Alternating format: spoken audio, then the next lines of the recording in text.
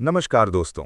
बुलावायो के ऐतिहासिक queen's sports club के मैदान पर आईसीसी अंडर 19 विश्व कप 2026 का ग्रुप बी का 24वां मुकाबला खेला गया, जहां भारत और न्यूजीलैंड की युवा टीमें आमने-सामने थीं।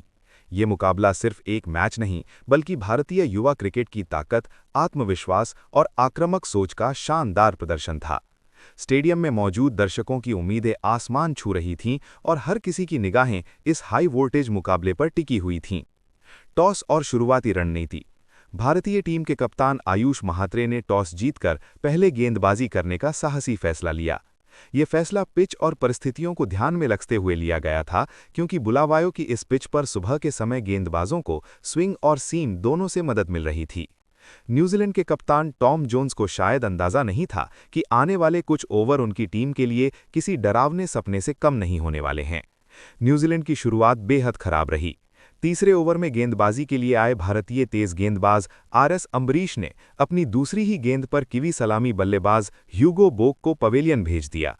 सटीक लेंथ की गेंद पर कट शॉट खेलने के प्रयास में ह्यूगो बोक विकेटकीपर अभिज्ञान कुंडू को कैच थमा बैठे और सिर्फ 5 गेंदों पर 4 रन बनाकर आउट हो गए।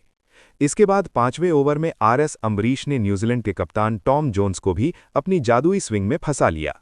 ऑन द राइज शॉट खेलने के प्रयास में टॉम जोन्स मिड ऑन पर खड़े आयुष महात्रे को कैच दे बैठे और 10 गेंदों पर महज 2 रन बनाकर आउट हो गए। न्यूजीलैंड की पारी लड़खड़ा चुकी थी। 8वें ओवर में हेनिल पटेल ने सलामी बल्लेबाज आर्यन मान को इन स्विंगर पर चकमा दिया। इनसाइड एज लगने के बाद गेंद सीधे विकेटकीपर के दस्तानों में समा गई और आर्यन मान 21 गेंदों पर 5 रन बनाकर पवेलियन लौट गए। 9वें ओवर में आरएस अम्बरीश ने अपनी घातक इन स्विंगिंग यॉर्कर से मार्को आल्पे के लेग स्टंप उखाड़ दिए। मार्को आल्पे 7 गेंदों पर 1 रन बनाकर क्लीन बोल्ड हो गए। 10वें ओवर में खिलन पटेल ने स्नेहित रेड्डी को आगे बढ़कर खेलने के प्रयास में स्टंप आउट कर दिया। मिडिल ऑर्डर का संघर्ष। जैकब कॉटर और जसकरण संधू ने पारी को संभालने की कोशिश की। दोनों ने कुछ आकर्षक शॉट खेले, लेकिन भारतीय स्पिनरों का दबाव लगातार बना रहा। 20वें ओवर में कनिष्क चौहान ने जसकरण संधू को लॉन्ग ऑन पर कैच करा दिया। संधू 27 गेंदों पर 18 रन बनाकर आउट हो गए। 25वें ओवर में मोहम्मद एनान की अतिरिक्त उछाल ने जैकब कॉटर को परेशान किया। रिवर्स लैप खेलने के प्रयास में कॉटर विकेट कीपर को कैच दे बैठे और 47 गेंदों पर 23 रन बनाकर आउट हो गए। न्यूजीलैंड के निचले क्रम के बल्लेबाज सेल्विन संजय और कॉलम सैमसन ने थोड़ी देर संघर्ष किया। सेल्विन संजय 30 गेंदों पर 28 रन बनाकर अच्छी लय में दिख रहे थे, लेकिन आरएस अम्बरीश ने स्लोअर बॉल पर उन्हें डीप मिड विकेट पर कैच करा दिया।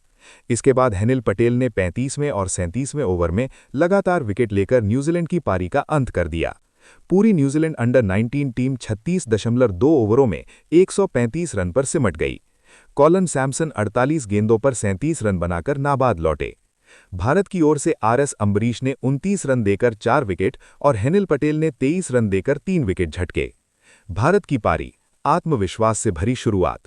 136 रनों के लक्ष्य का पीछा करने उतरी भारतीय टीम से आसान जीत की उम्मीद थी। हालांकि न्यूजीलैंड के गेंदबाजों ने शुरुआती झटका देने की कोशिश की। एरन जॉर्ज ने शुरुआत में आक्रामक शॉट खेला, लेकिन मेसन क्लार्क की ऑफ कटर पर बोल्ड हो गए।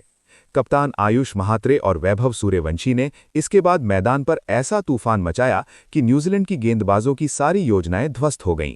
वैभव सूर्यवंशी ने तेज गेंदबाजों के खिलाफ शानदार चौके और गगनचुंबी छक्के लगाए। एक 95 मीटर लंबा छक्का तो दर्शकों के लिए यादगार बन गया। आयुष महात्रे ने भी दूसरे छोर से लगातार आक्रामक शॉट लगाए। मात्र 26 गेंदों पर उन्होंने अपना अर्धशतक पूरा किया और स्टेडियम तालियों की गड़गड़ाहट से गूंज उठा। कप्तान का विकेट और जीत की ओर बढ़ता भारत। अर्धशतक के बाद आयुष महात्रे एक जोखिम भरा शॉट खेल बैठे और 27 गेंदों पर 53 रन बनाकर आउट हो गए, लेकिन तब तक भारत जीत की दहलीज पर खड़ा था। अंतिम औपचारिकता। विहान मल्होत्रा और वेदांत त्रिवेदी ने संयम के साथ बल्लेबाजी करते हुए टीम को लक्ष्य के करीब पहुंचाया। 13.3 ओवर में भारत ने 130 रन बना लिए थे और कुछ ही देर में लक्ष्य हासिल कर लिया। तो दोस्तों, आपकी क्या राय है? क्या ये भारतीय अंडर 19 टीम वर्ल्ड कप 2026 जीतने का दम रखती है? अपनी राय हमें कमेंट बॉक्स में जरूर बताएं। जय हिंद, जय भारत।